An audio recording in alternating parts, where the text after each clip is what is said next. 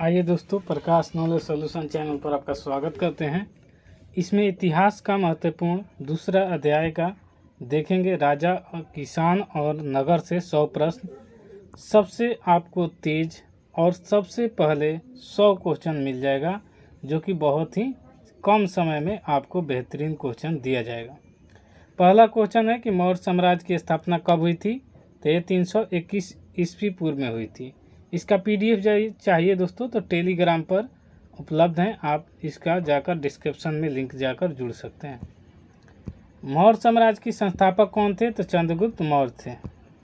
चंद्रगुप्त मौर्य के गुरु कौन थे? तो ये हो जाएगा चाणक्य और कौटिल्य, एक ही नाम है। और एक और नाम है विष्णुगुप्त, वो भी आप याद रखें, तो ये भी याद नाम रखेंगे। आपका आंसर हो जाएगा डी।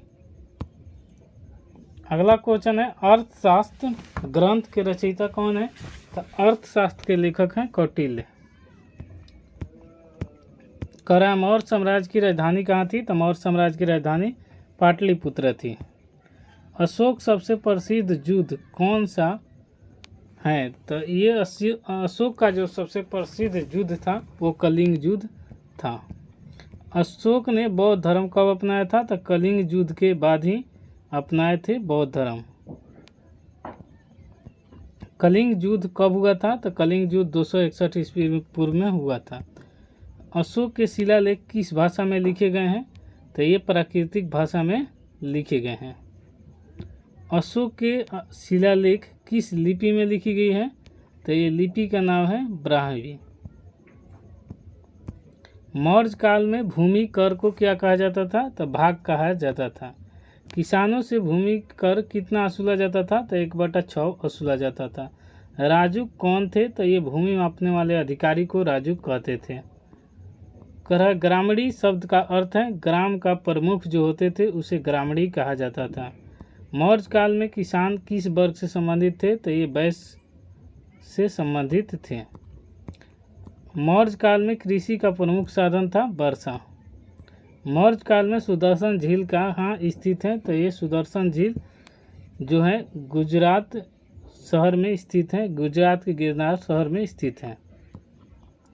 अमात्य किसे कहा जाता है? तो मंत्री को अमात्य कहा जाता है। गोप कौन था? तो 10 ग्रामों के प्रमुख को गोप कहा जाता था। किसान की स्थिति मौर्य काल में कैसी थी? तो करग्रस्त जैसी थी। मौर्य काल में सबसे बड़ा नगर कौन था? तो पाटलिपुत्र था। मेगास्थनीज कौन था? तो मेगास्थनीज एक ग्रीक यात्री था। इंडिका नामक ग्रंथ किसने लिखा है? तो इंडिका नामक ग्रंथ मेगास्थनीज ने लिखा है। मेगास्थनीज ने पाटलिपुत्र को किस नाम से लिखा है? तो पौलीब्रोथा नाम से लिखा गया है। नगर में व्यापारिक संगठन को क्या कहते हैं? तो श्रेणी कहते हैं।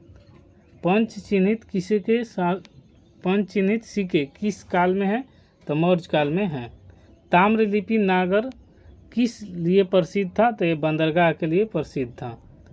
सिक्कों का अध्ययन को क्या कहा जाता है? तो न्यूमिस्टिक्स कहा जाता है। सबसे पुराने सिक्के किस काल के थे? तो 6वीं शताब्दी ईसा पूर्व के थे। करसापण किस धातु का सिक्का था? तो ये करसापण जो सिक्का था ये चांदी और तांबा दोनों का होता था। अर्थशास्त्र ग्रंथ का मुख्य विषय क्या था? तो अर्थशास्त्र का मुख्य विषय था राजनीति और अर्थव्यवस्था। अर्थशास्त्र में कितने अध्याय हैं? तो अर्थशास्त्र में कुल 15 अध्याय हैं। अशोक के शिलालेख कितने थे? तो अशोक के 13 शिलालेख प्रमुख थे, लेकिन ऐसे पूरा 33 था। रुम्नीदेही शिलालेख कहाँ मिलते हैं? तो ये लुम्बिनी नेपाल में मिलते हैं। गिरनार शिलालेख किस राज्य में है? तो ये गुजरात। मास्की शिलालेख किस राज्य में पाया जाता है? तो ये कर्नाटक राज्य में पाया जाता है। सांची किसके लिए प्रसिद्ध है? तो स्तूप के लिए प्रसिद्ध है। सारनाथ कहाँ स्थित है? तो सारनाथ उत्तर प्रदेश में स्थित है। दोस्तों वीडियो पूरा देखिएगा तो आपको ज़्यादा से ज़्यादा याद रहेगा। प्रश्न 1 से 2 बार देखिए, याद नहीं हो रहा है तो लिख कर याद कीजिए, लेकिन 2-4 बार वीडियो देख लीजिए, एक बार लिख लीजिए, पूरा क्वेश्चन आपको याद हो जाएगा। सारनाथ का संबंध किससे है? तो अशोक के धर्म चक्र परिवर्तन से है। धर्म नीति किससे संबंधित है? तो यह नैतिक जीवन से संबंधित है। भारतीय पुरातत्व विभाग की स्थापना कब हुई थी? तो 1861 ईस्वी में हुई थी। भारतीय पुरातत्व विभाग के पहले निदेशक कौन थे? तो ए जेम्स प्रिंसप, उसके बाद अलेक्जेंडर कनिंघम और मेगास्थनीज और हेंसन। तो जो पूछा जाता है कि पहले निदेशक तो अलेक्जेंडर कनिंघम थे। शिलालेख के अध्ययन को क्या कहते हैं? तो एपिग्राफी कहते हैं। सिक्का के अध्ययन को क्या कहते हैं? तो न्यूमिस्टिक्स कहते हैं। सबसे पुराने सिक्कों को किस काल में है? तो 6वीं शताब्दी। दिनार किस धातु का सिक्का था? तो ये सोना का था। करसापण किसके धातु का था? तो ये चांदी और तांबा दोनों का था।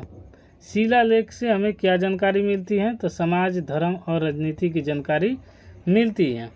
अशोक के शिलालेख किन माध्यम से लिखे गए थे? तो पत्थर और स्तंभ के से लिखे गए थे। कुछ क्वेश्चन माफ़ी चाहेंगे दोस्तों कि रिपीट हो गया, इसके लिए माफ़ी चाहेंगे। मौर्यकालीन अभिलेख किस भाषा में थे? तो ये प्राकृत भाषा में थे। अशोक ने किस धर्म को अपनाया था? तो अशोक ने बौद्ध धर्म को अपनाया था। अशोक के धर्म प्रचारक कौन थे? तो ये मोगलीपुत्र तीस, महेंद्रा और संघमित्रा, ये तीनों थे। सभी इसमें से श्रीलंका के धर्म प्रचारक के लिए किसे भेजा गया था? तो महेंद्र और संघमित्रा को भेजा गया था, ये दोनों को। धम्म महामात्य कौन थे? तो ये धर्म प्रचारक अधिकारी होते थे। तीसरी बौद्ध सभा कहाँ हुई थी? तीसरी बौद्ध सभा हुई थी पाटलिपुत्र में। तीसरी बौद्ध सभा के अध्यक्ष कौन थे? तो ये मोगलीपुत्र तीस थे। मौर्यकालीन समाज की सबसे बड़ी इकाई थी तो ये ग्राम थी। मौर्य समाज किस पर आधारित था? तो वर्ण व्यवस्था पर आधारित था।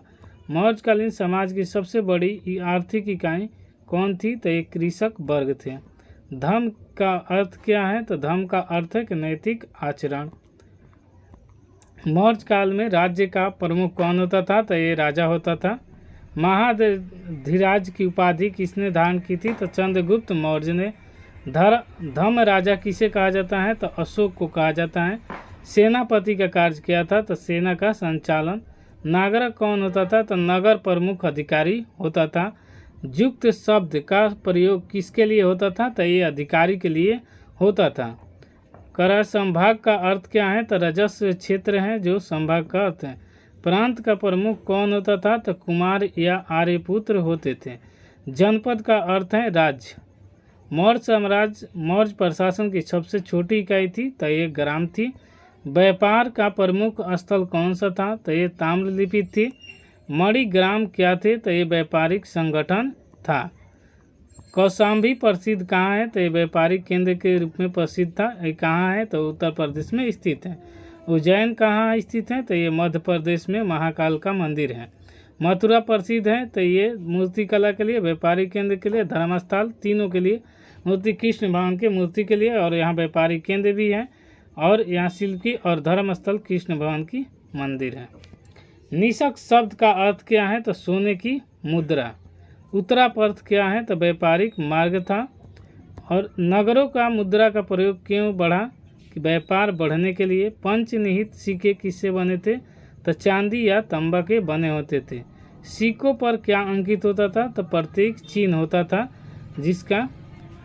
जिसका चिन्ह होता था वो प्रतीक कहते हैं। चिन्ह ही को प्रतीक कहते हैं। मौर्य वंश की स्थापना कहाँ हुई थी? तो ये मगध में हुई थी। बिंदुसार के बाद कौन राजा बना? तो ये अशोक बना और सबसे महान शासक अशोक ही थे। मौर्य वंश के अंतिम शासक कौन थे? तो बृहदत्त थे मौर्य वंश के संस्थापक, अंतिम शासक थे। मौर्य वंश के अंतिम शासक कौन थे? तो बृहदत्त थे। स्थापना चंद्रगुप्त मौर्य। बृहदत्त की हत्या किसने की थी? तो पुष्यमित्र शुंग ने की थी। मौर्य वंश के बाद कौन सा वंश आया था? तो ये शुंग वंश आया था। अशोक के शासनकाल कब तक रहा? तो ये 273 से 232 ईस्वी तक रहा था। मौर्य काल किस शताब्दी में था? तो 4वीं शताब्दी में था। राजा, किसान और नगर अध्याय किस विषय से संबंधित है? तो राज्य व्यवस्था, सामाजिक जीवन, आर्थिक और सांस्कृतिक जीवन सभी।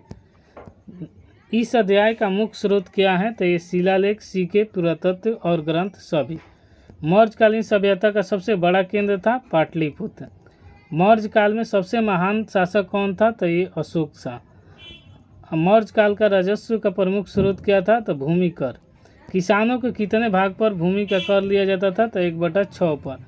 नगरों के व्यापारिक संगठन को क्या कहते हैं?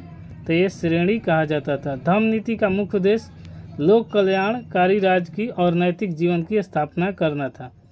मौर्यकालीन शासन प्रणाली कैसी थी? तो एक केंद्रीकृत शासन व्यवस्था थी। अशोक के धर्म का प्रमुख सिद्धांत क्या था? अहिंसा और सहिष्णुता। मौर्य काल के समाज किस व्यवस्था पर आधारित था? तो जाति और वर्ण व्यवस्था पर आधारित था। इतिहास के पुनर्निर्माण का प्रमुख साधन क्या है? तो अभिलेख और सिक्का।